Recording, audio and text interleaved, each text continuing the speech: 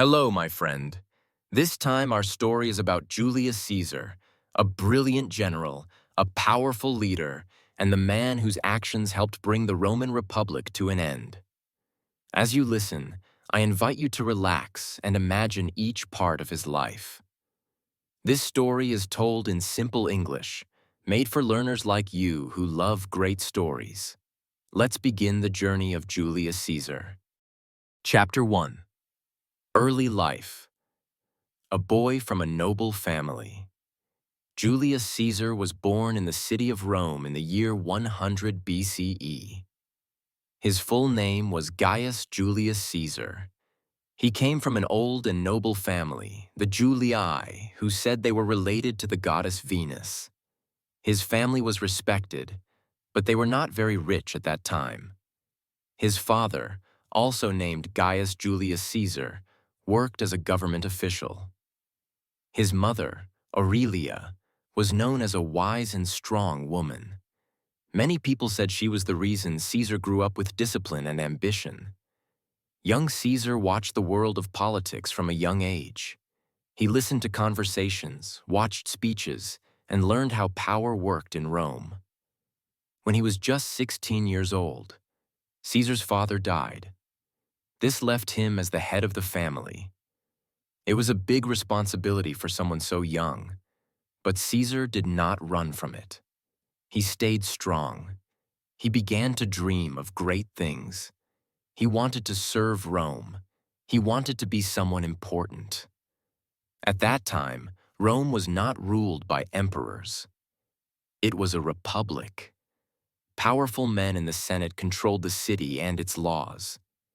To rise in Rome, you had to win respect. You had to win battles with words and sometimes with swords. Caesar knew this. He began his life journey with these ideas in his heart. One important moment in his youth was his marriage to Cornelia. She was the daughter of a powerful Roman man. The ruling dictator, Sulla, told Caesar to divorce her. But Caesar refused. He said no, even though it was dangerous. Sulla took away Caesar's inheritance. He also put Caesar on a list of enemies. Caesar had to leave Rome. He hid for a while, moving from place to place.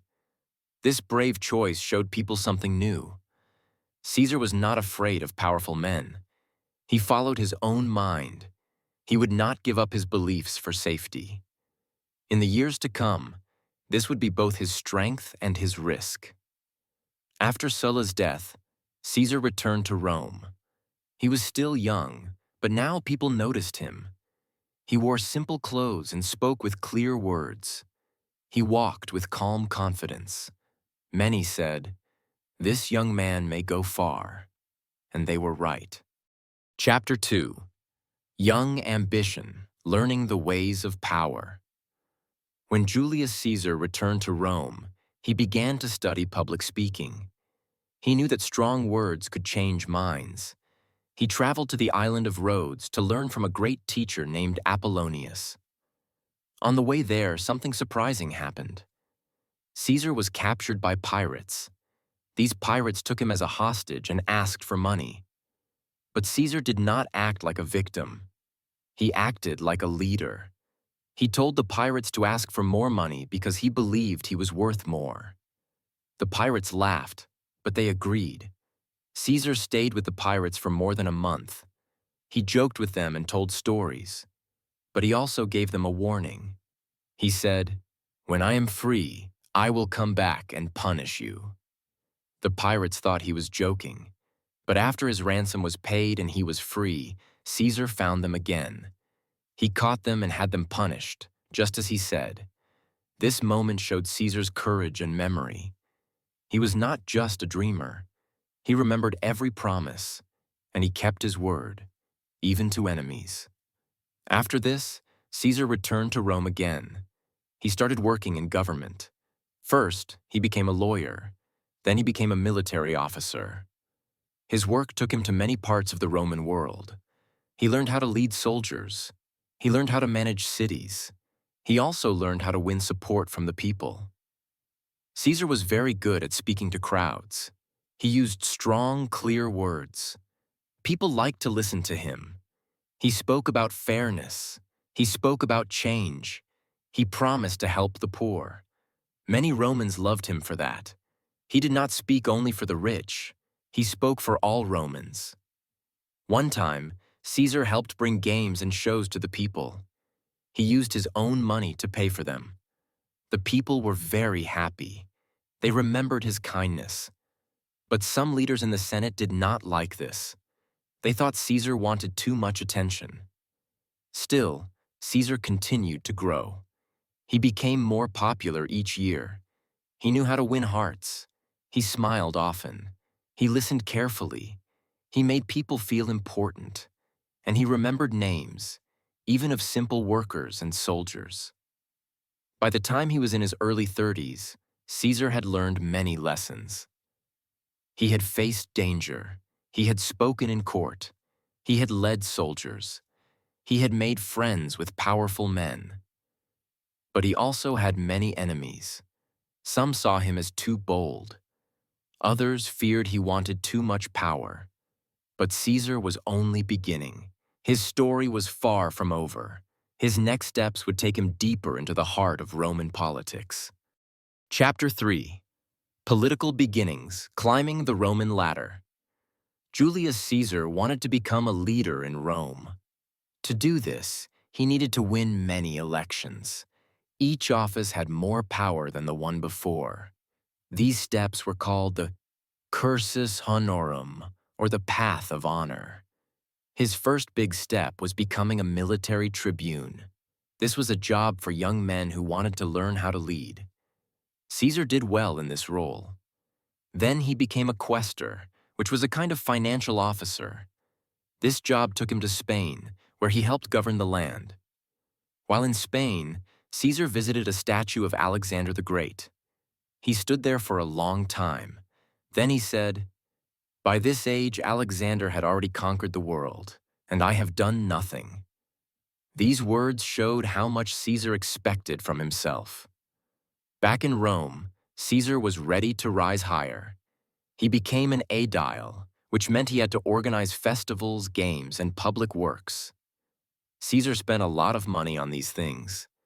He gave the people fun and joy. The streets were filled with music, food, and decorations. Many people praised him, but some older leaders became nervous. They saw that the people were starting to love him. Next, Caesar became Pontifex Maximus, the chief priest of Rome. This was a very powerful religious position. Many thought he was too young for the job. But he campaigned hard. He gave speeches, met people in markets, and promised change. And he won. Then Caesar became a praetor, which was one step below consul. A consul was the highest office in Rome. As praetor, Caesar was fair and clear. He listened to all sides. He helped keep order. He worked hard every day. He showed the people that he was serious and honest. After his time as praetor, Caesar was sent to govern part of Spain again. There he showed his skill as a leader. He made laws, built roads, and helped towns grow. He also led a few small battles and won them. These victories gave him more fame. When he returned to Rome, Caesar wanted to run for consul. But there was a problem. By law, he had to stay outside the city if he wanted to keep his military command. But to run for consul, he had to enter the city. The Senate told him to choose, keep his army or run for office. Caesar chose to run. He gave up his army, entered Rome, and became one of the 2 consuls in 59 BCE. He had finally reached the top, but he did not do it alone. He made a secret deal with 2 other powerful men, Pompey the Great and Crassus, the richest man in Rome. This group became known as the First Triumvirate. Together, they controlled Roman politics. Caesar gave land to poor soldiers. He helped Pompey with laws for his veterans. He gave favors to Crassus in business. They worked as a team. But some senators were angry. They felt Caesar was breaking rules. They said he was too hungry for power. Still, Caesar stayed calm. He finished his year as consul, then got something even bigger. He was given control over Gaul, a large region in what is now France and Belgium. This new job would give him soldiers, power, and freedom. It was the start of something much greater. Chapter 4. The Military Genius, Conquering Gaul. When Julius Caesar became the governor of Gaul in 58 BCE, he took command of several Roman legions. A legion was a large group of Roman soldiers. Caesar now had his own army. He also had freedom to act far from Rome.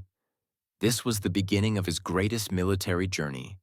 Gaul was full of different tribes. Some were friendly, some were not. Many Romans feared that Gaul could become a threat. Caesar said he would protect Roman lands, but he also saw a chance to grow his name.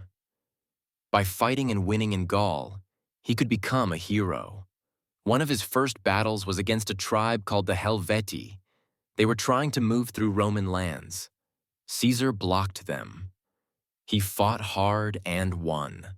He wrote about the battle in clear, simple Latin. His reports were sent back to Rome.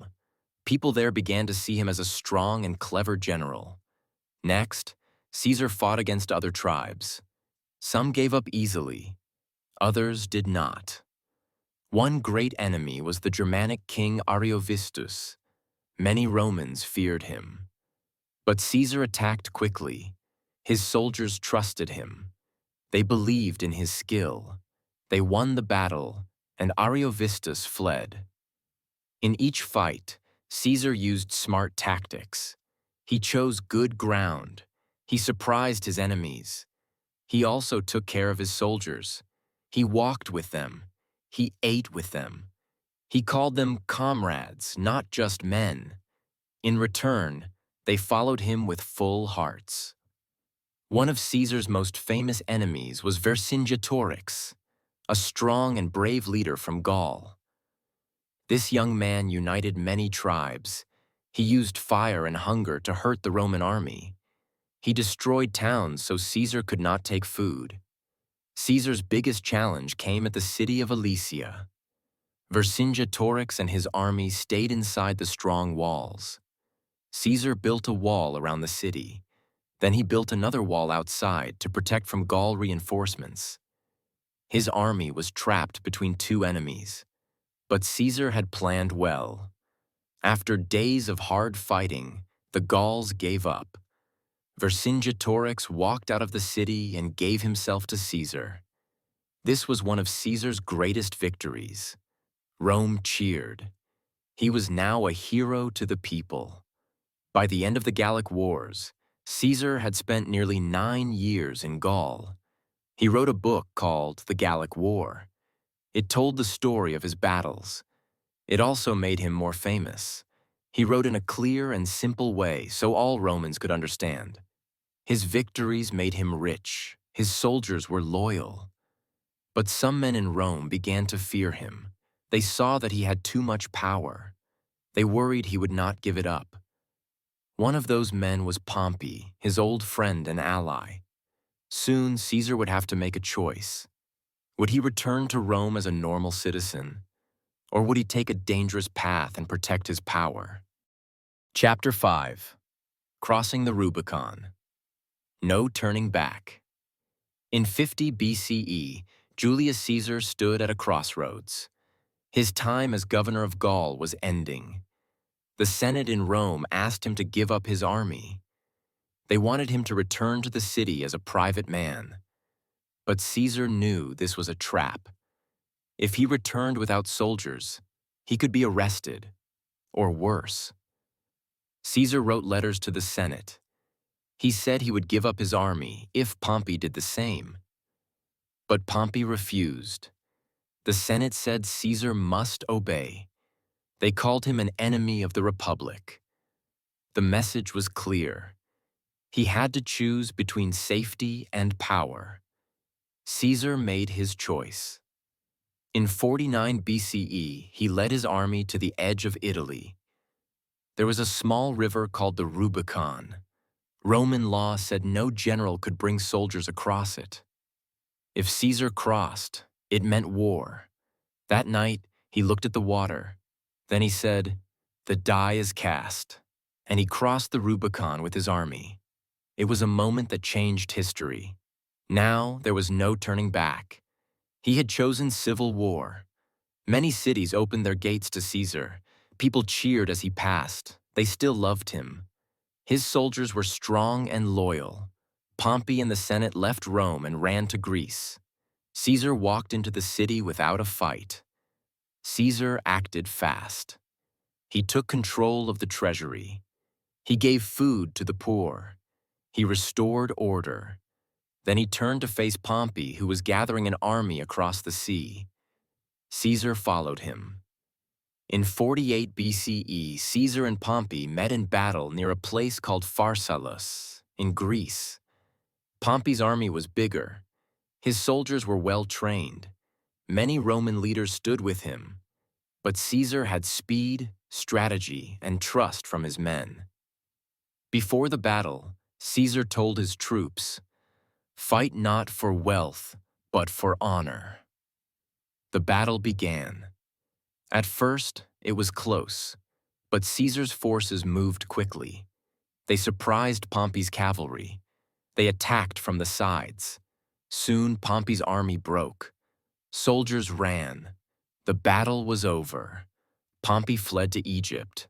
But when he arrived, Egyptian leaders feared Caesar. They killed Pompey and gave his head to Caesar. When Caesar saw it, he cried. Pompey had once been his friend. They had shared power. Now he was gone. In Egypt, Caesar met Queen Cleopatra. She was clever, young, and charming. He helped her win the throne from her brother. Together, they formed a strong alliance. Cleopatra gave birth to a son, Caesarion, whom she said was Caesar's child. Caesar stayed in Egypt for some time, but the war was not over. Other Roman leaders still fought against him, so he left Egypt and went back to battle. He won again in Asia, Africa, and Spain. Each victory brought him closer to total control. By 45 BCE, Caesar had defeated all his enemies. He returned to Rome as its most powerful man. He was not a king, but he ruled like one. The Senate made him dictator for life. Many people supported him, but others watched with worry. Some said, "Rome has no king." They feared Caesar was taking too much power. In their eyes, the Republic was dying. But Caesar did not stop. He believed he was bringing peace. He had crossed the Rubicon. And now, there was no return to the old days. Chapter 6. Rome under Caesar, Reforms and Rivals. When Julius Caesar returned to Rome in 45 BCE, he was the most powerful man in the Roman world. He had ended the civil war. He had defeated all his enemies. The Senate gave him more honors. They called him dictator for life. No Roman had ever held such power before. Caesar began to change Rome. He passed many new laws. He gave land to poor people and soldiers. He made new colonies in other parts of the empire. He helped more people become Roman citizens. These changes gave hope to many, but they also made some nobles angry. One of his biggest changes was the calendar. Caesar worked with Greek experts to make a new system. This new calendar had 365 days, with a leap year every 4 years. It was called the Julian calendar. It was so good that parts of it are still used today. He also made changes in the Senate. He gave seats to men from Spain, Gaul, and other Roman provinces. Many Roman nobles did not like this. They thought Caesar was giving power to foreigners. But Caesar wanted a larger, stronger empire, not just a city of Rome. Caesar's face was put on coins. Statues of him were built in temples. People began to call him Father of the Country. Some even stood when he entered a room. These things made it seem like Caesar was becoming a king. But Rome hated kings. Long ago, the Romans had driven out their kings and started a republic. For hundreds of years, they believed that no one man should rule alone. Some senators felt Caesar was crossing the line. They feared he would destroy the republic forever. Still, Caesar worked hard. He planned new roads, buildings, and public spaces. He wanted to improve Rome. He also wanted to go on new campaigns. He dreamed of invading Parthia, a powerful empire to the east. He believed Rome could become even greater. But Caesar also made mistakes. He began to trust his own power too much. He did not always listen to others. He accepted too many honors. One day, during a public event, a crown was offered to him. He refused it, but some thought it was a test. They believed he wanted to become king.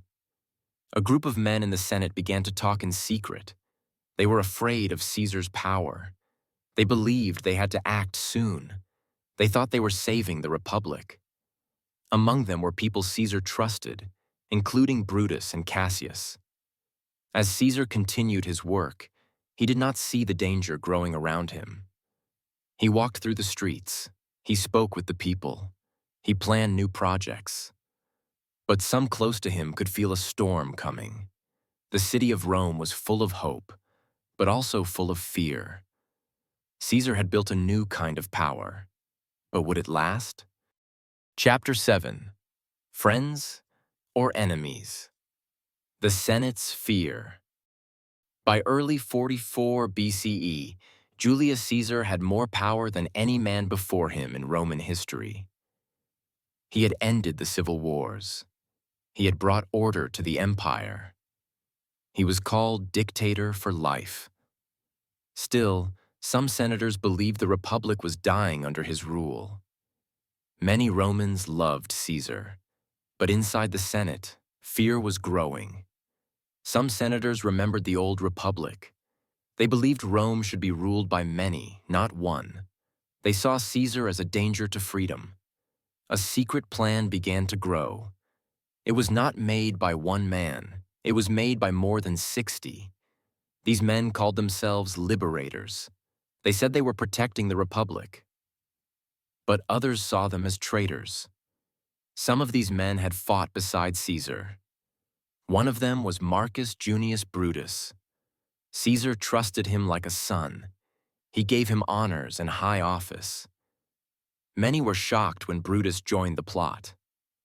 Another leader of the group was Gaius Cassius Longinus. He had always feared Caesar's power. He believed Caesar wanted to become king. He helped gather the group together. They watched and waited for the right moment. Caesar had many warnings. A fortune teller once told him, "Beware the Ides of March." The Ides meant the 15th day of the month. Still, Caesar did not stop his work. He believed the people loved him. He believed his life was safe. One day before the attack, Caesar's wife, Calpurnia, had a bad dream. She begged him not to go to the Senate. But Caesar said, "I must go. Danger cannot stop me." He believed in fate. He believed nothing could happen without reason.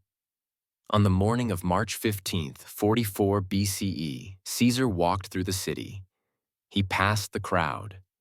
He climbed the steps of the Senate building. Inside, the conspirators were waiting. At first, they stood around him. Then they began to strike. One man pulled his robe, another stabbed. Caesar tried to fight, but there were too many. One by one, the men stabbed him.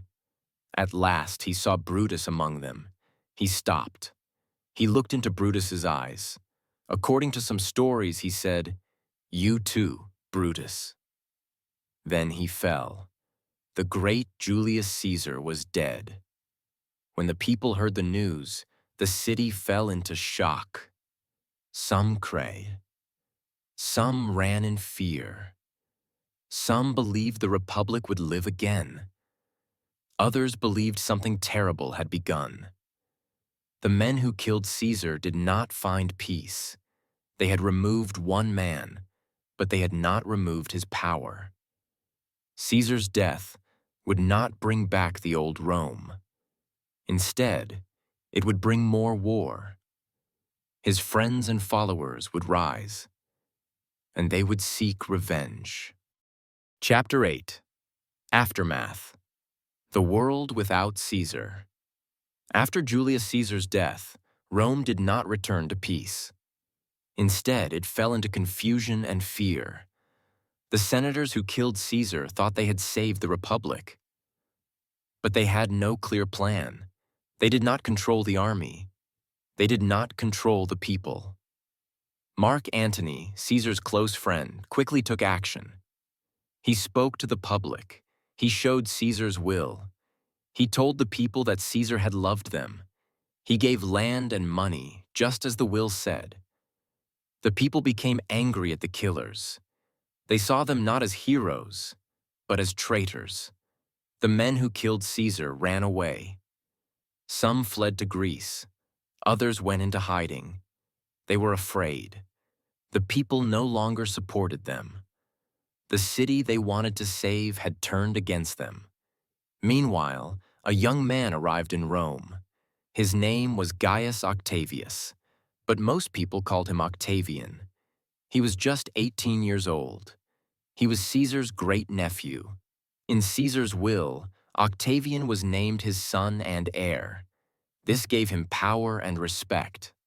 At first, Mark Antony and Octavian did not trust each other. Both wanted to lead. Both had soldiers.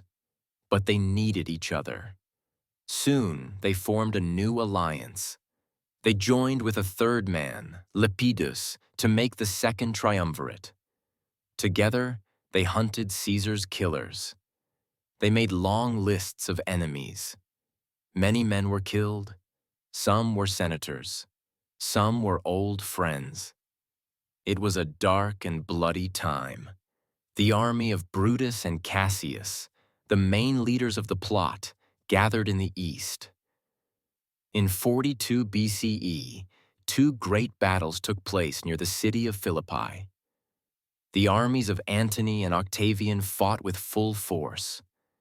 In the end, both Brutus and Cassius took their own lives. The men who had killed Caesar were gone. But peace still did not return. The alliance between Antony and Octavian began to fall apart. Antony went to Egypt. There he lived with Cleopatra, the queen who had once loved Caesar. He spent more time in Egypt than in Rome. Many Romans began to hate him. Octavian used this to his advantage. He said Antony had betrayed Rome. He said Cleopatra wanted to rule the empire. The people believed him. War came again. In 31 BCE, the two sides met in the Battle of Actium on the sea. Octavian's navy beat the fleet of Antony and Cleopatra. The lovers fled to Egypt. The next year, both took their own lives. Their dream was over. Octavian returned to Rome alone. He was now the most powerful man in the empire. No one stood against him. In 27 BCE, he became Augustus, the first emperor of Rome. Caesar had been dead for more than a decade, but his spirit lived on. The world without Caesar had become a new world, an empire, not a republic. The republic was finished. Caesar's death had changed everything. It ended the old system. It gave birth to something new. Rome would never be the same again. Chapter 10. Legacy, the man who changed Rome forever. Julius Caesar's life was full of victories, risks, and bold decisions. His death had brought civil war, but his name did not fade. In fact, it became greater after he died. Caesar's legacy changed not only Rome, but the whole world. The man who became emperor, Augustus, was Caesar's adopted son. He used Caesar's name to gain power. He said he was finishing Caesar's work. The people trusted him because they had loved Caesar. From that time, every Roman emperor would be called Caesar. It became a title of power. The month July was named after him. Before Caesar, it was called Quintilis, but after his great reforms, the Roman calendar was changed. The new name honored him. Later, Augustus would have a month too, August. In this way, Caesar's name became part of every year. Caesar's writings were also famous. His book, The Gallic War, was studied by students for many years. He wrote in a clear, simple way. He told the story of his battles, but he also showed how he thought. His words helped people understand the art of war and leadership. In art and culture, Caesar became a symbol. Writers told stories about him. Poets wrote about his fall. In time, artists painted him, and sculptors carved his face in stone. His death scene, the Ides of March, was one of the most famous in history. Even outside Rome, his name became known. In German, the word for emperor became Kaiser. In Russian, it became Tsar. Both come from Caesar's name. He had become more than a man. He had become an idea of power. But not everyone agreed on his memory. Some said he had destroyed the Republic. They believed he had taken too much power. They remembered the senators who had tried to stop him. Others said he had saved Rome. They believed he brought peace, order, and greatness. Both ideas lived on.